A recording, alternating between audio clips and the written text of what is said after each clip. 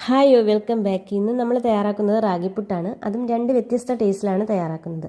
ഒന്നാമത്തേത് നോർമൽ ആയിട്ടുള്ള ഒരു ബ്രേക്ക്ഫാസ്റ്റ് ആണ്. രണ്ടാമത്തേത് റാഗി വെച്ച് എന്തുണ്ടാക്കി കൊടുത്താലും കഴിക്കാത്ത കുട്ടികളെ കഴിപ്പിക്കാനുള്ള ഒരു പുട്ടാണ്. ആദ്യം ഒരു ബൗളിലേക്ക് 2 കപ്പ് റാഗിപ്പൊടിയാണ് എടുത്തിട്ടുള്ളത്. ഇനി ഇതിലേക്ക് വേണ്ടത് ആവശ്യത്തിനുള്ള ഉപ്പാണ്. ഇനി ഇതിലേക്ക് വളരെ കുറച്ചായിട്ട് വെള്ളം ഒഴിച്ചു കൊടുത്തിട്ട് പുട്ടിന്റെ മാവ് നനയ്ക്കുന്ന പോലെ തന്നെ നന്നായിട്ട് മിക്സ് ചെയ്തെടുക്കുക. കട്ടയൊന്നും ഇല്ലാത്ത രീതിയിൽ തന്നെ ഇത് നന്നായിട്ട് മിക്സ് ചെയ്തെടുക്കണം. നമ്മൾ സാധാരണ പുട്ടുണ്ടാക്കാൻ എങ്ങനെയാണോ നനച്ചെടുക്കുന്നത് അതുപോലെ തന്നെ നനച്ചെടുത്തിട്ടുണ്ട്. ഇനി ഇതിലേക്ക് അരക്കപ്പ് അളവിൽ ചിരകിയ തേങ്ങയും കൂടി ചേർക്കണം. വീണ്ടും നല്ലതുപോലെ മിക്സ് ചെയ്തെടുക്കണം. ഇപ്പോൾ മിക്സിംഗ് എല്ലാം കഴിഞ്ഞിട്ടുണ്ട്. ഇനി ഇതൊരു സ്റ്റീമറിലേക്ക് മാറ്റാം. ഒരു വാഴയില വെച്ചിട്ട് അതിലേക്ക് നനച്ച മാവിട്ട് കൊടുക്കാവുന്നതാണ്.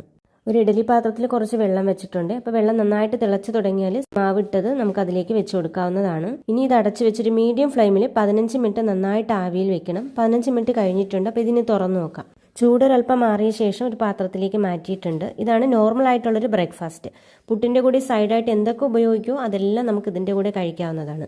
ഡയബറ്റിക് ആയിട്ടുള്ളവർക്കും വണ്ണം കുറയ്ക്കാൻ ആഗ്രഹിക്കുന്നവർക്കും ഈ ഒരു രീതിയിൽ തയ്യാറാക്കി കഴിക്കുന്നതാണ് നല്ലത്. ഇതുപോലെ കുക്കുംബറും ഒക്കെ ഇട്ടിട്ടുള്ള കടല മസാല കൂടി ഉണ്ടെങ്കിൽ വളരെ ടേസ്റ്റി ആയിട്ട് തന്നെ കഴിക്കാൻ പറ്റുന്നതാണ്. ഇനി ഇങ്ങനെയുള്ള പ്രശ്നങ്ങളൊന്നും ഇല്ലാത്തവരാണെങ്കിൽ ഇനി പറയുന്ന രീതിയിൽ ചെയ്യാവുന്നതാണ്.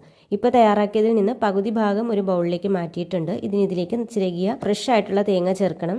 ഇനി 1/4 കപ്പ് അളവിൽ ശർക്കര ചേർത്ത് കൊടുക്കാം. നമ്മുടെ മധുരത്തിനനുസരിച്ച് മാത്രം ചേർത്ത് കൊടുത്താൽ മതി. ടേസ്റ്റിന് വേണ്ടി നെയ്യ് ആഡ് ചെയ്യാവുന്നതാണ്. ഇനി എല്ലാം കൂടി മിക്സ് ചെയ്തെടുക്കാം.